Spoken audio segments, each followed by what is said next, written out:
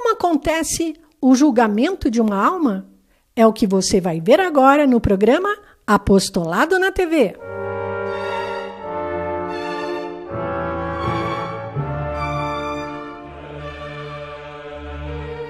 Você vai morrer e vai ser julgado.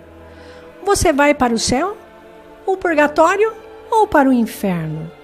Tudo depende desse julgamento. Jesus mostrou a Santa Brígida como acontece o julgamento de uma alma. Santa Brígida viu que se apresentou um demônio no tribunal de Deus, que tomava conta da alma de um defunto que tremia com muito medo. E o demônio disse ao juiz: Aqui está a presa. Teu anjo da guarda e eu estávamos a seguir esta alma desde o seu nascimento até a sua morte. O anjo para defender e eu para lhe fazer dano. Mas ao fim ela caiu em minhas mãos, e para atingi-la sou tão ávido e impetuoso como a torrente da tempestade que cai de cima, a qual arrasta tudo. Nada resiste senão algum forte fundamento, como âncora, isto é, como a tua justiça. Como ainda nada foi decidido neste julgamento, eu não possuo esta alma com segurança.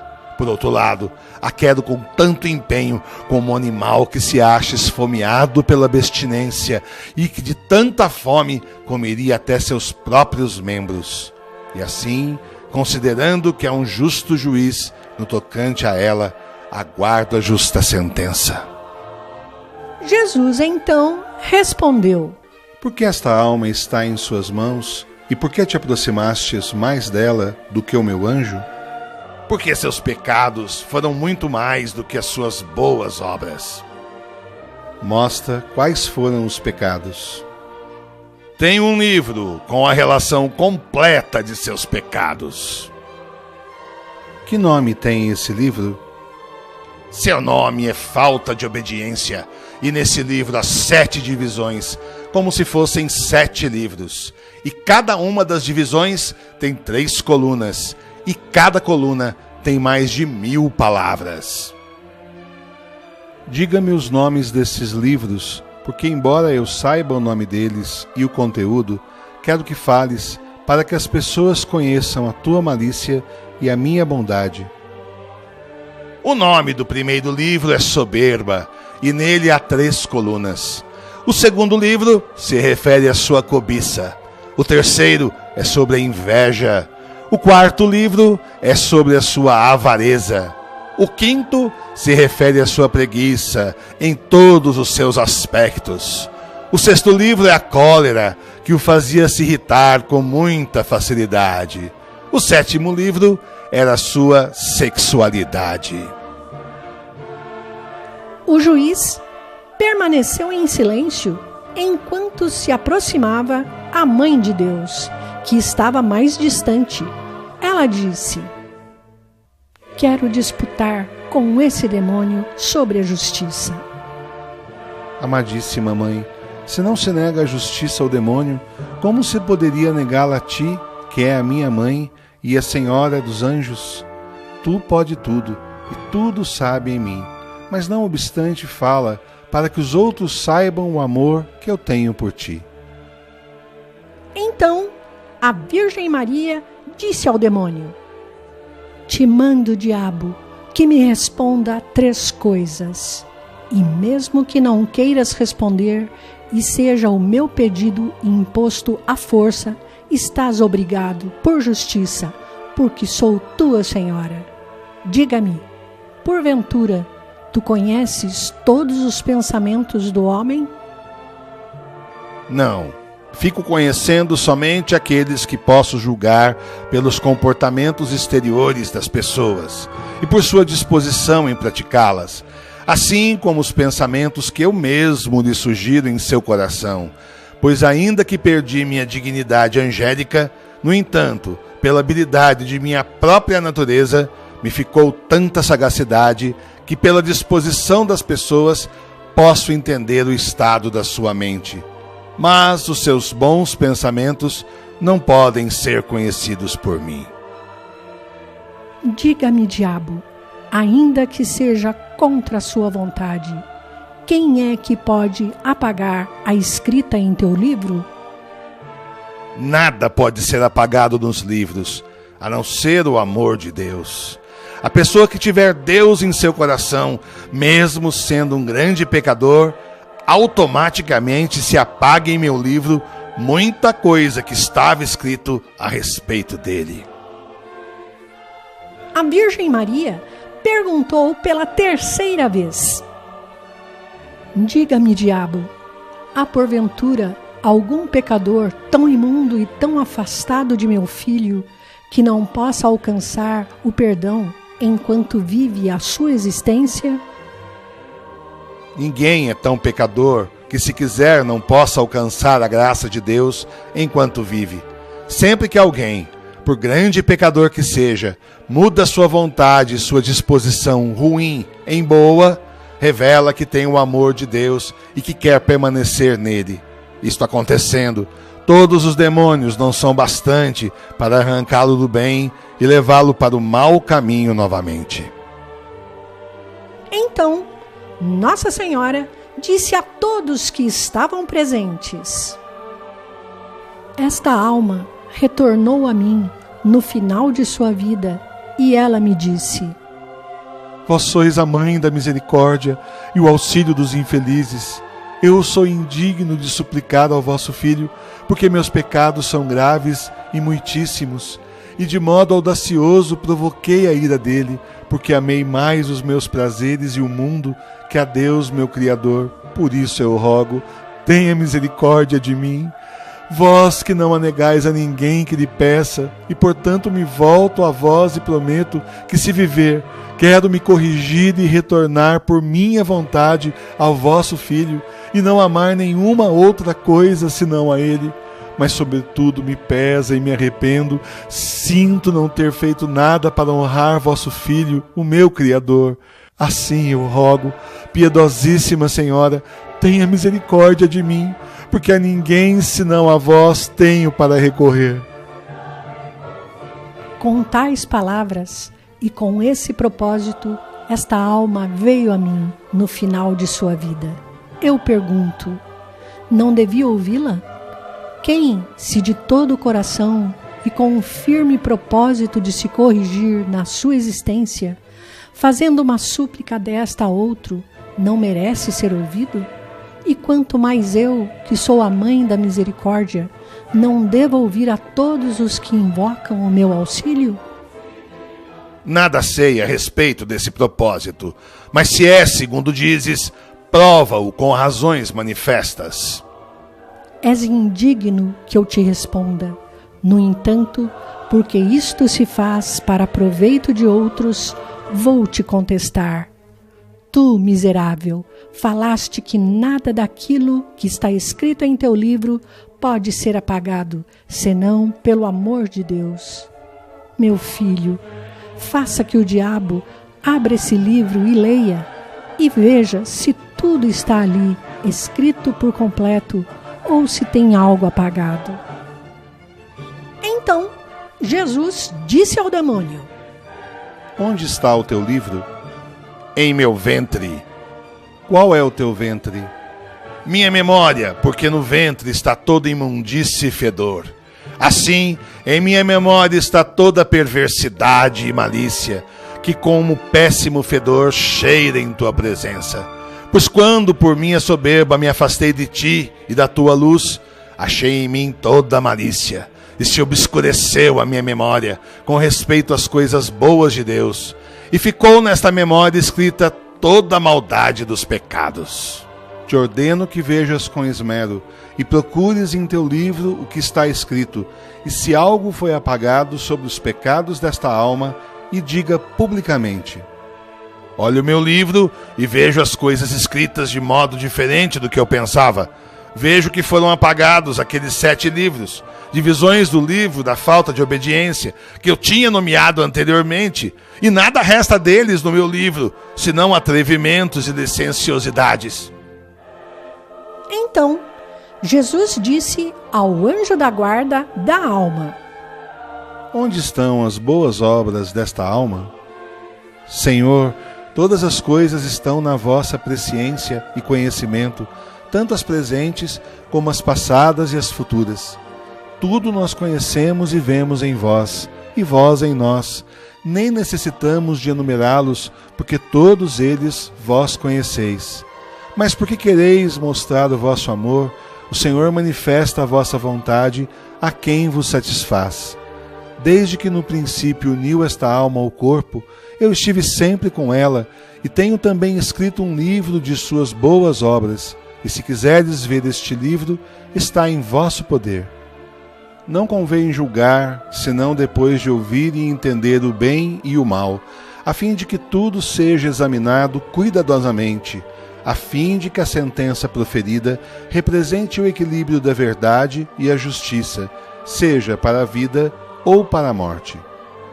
Meu livro é denominado Obediência, com que ele vos obedeceu, e nele há 7 colunas. A primeira é o batismo, a segunda é sua abstinência jejuando e se reprimindo das obras ilícitas, nos pecados e até no prazer da carne e nas tentações. A terceira coluna é a oração e o bom propósito, que com respeito a vós ele teve. A quarta são seus bons feitos em esmolas e outras obras de misericórdia. A quinta é a esperança que ele tinha em vós. A sexta é a fé que ele teve como cristão. E a 7ª coluna é o seu amor a Deus. Jesus perguntou ao anjo bom: Onde está o teu livro? Em vossa visão e amor, meu Senhor. A Virgem Maria disse ao diabo em tom de repreensão: Como guardaste o teu livro e como se apagou o que nele estava escrito? Ai, ai, por que me enganaste?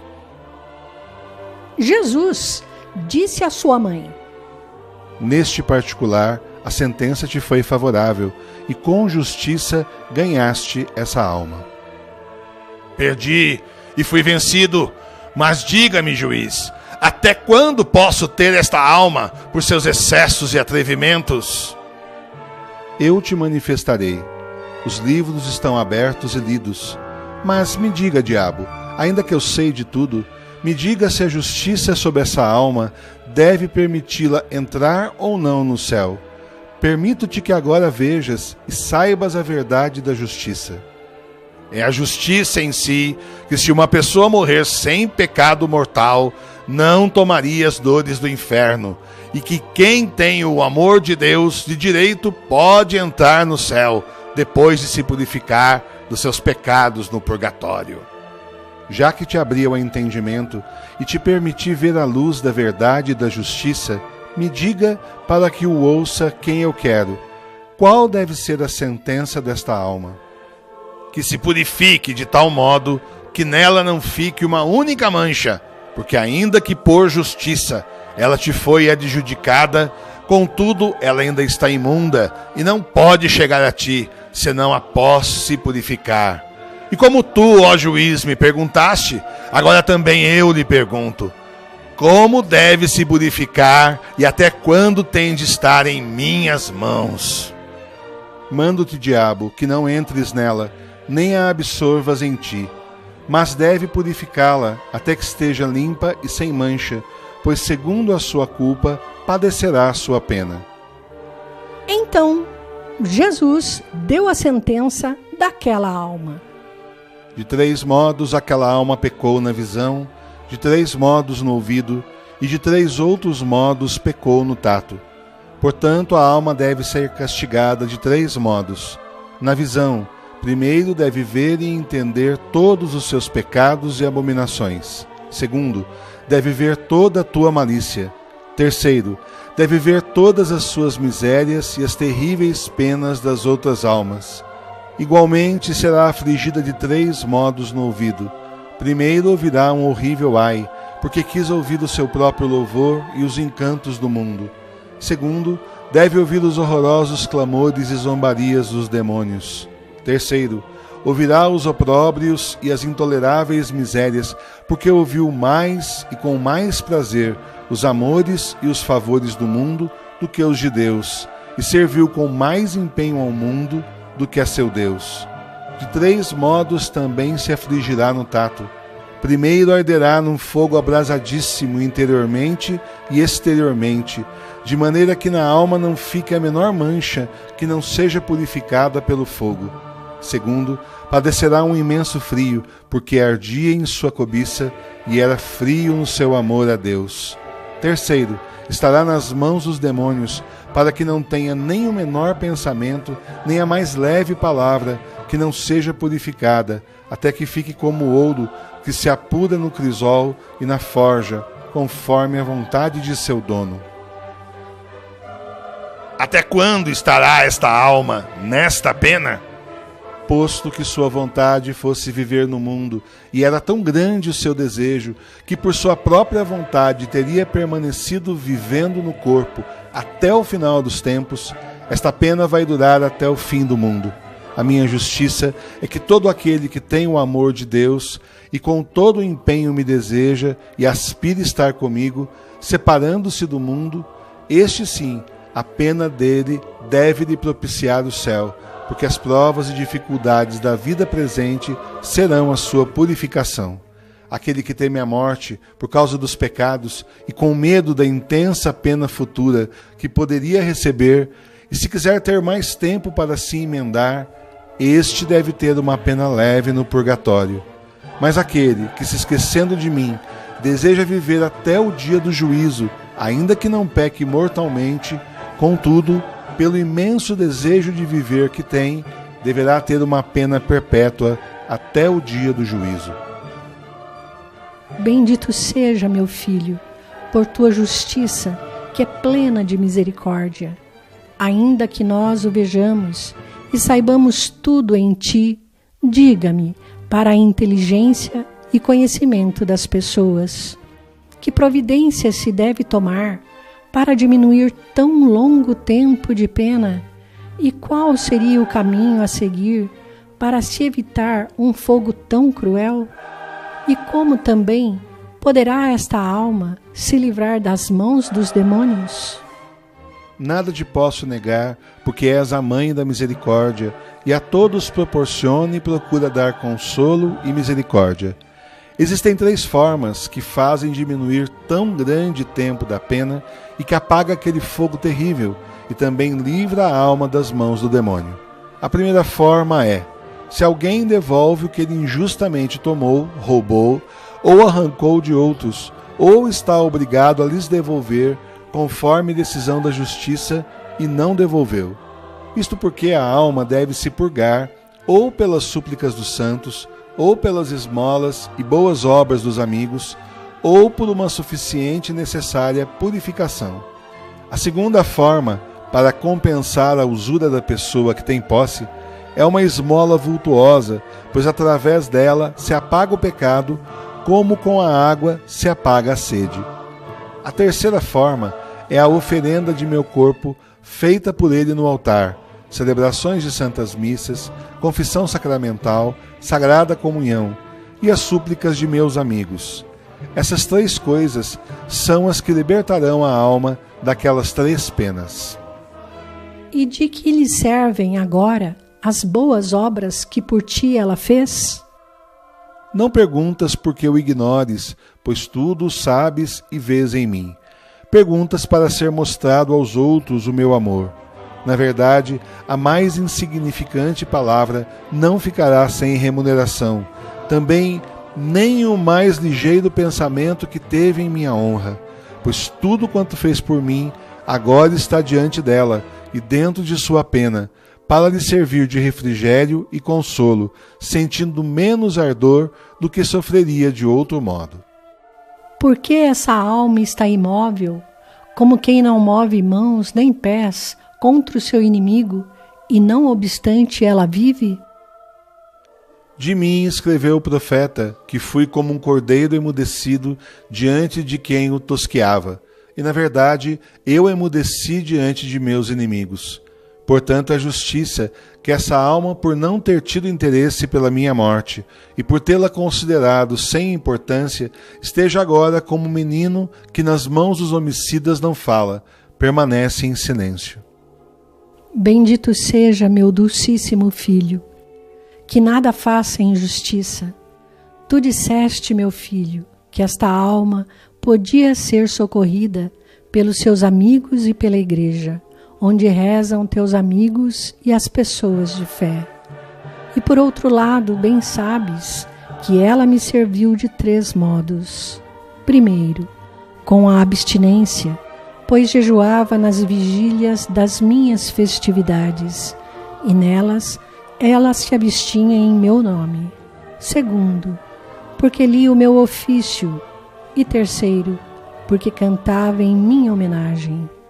E assim, meu filho, já que ouves a teus amigos que falam e cantam o teu nome na terra, te rogo que também te dignes me ouvir.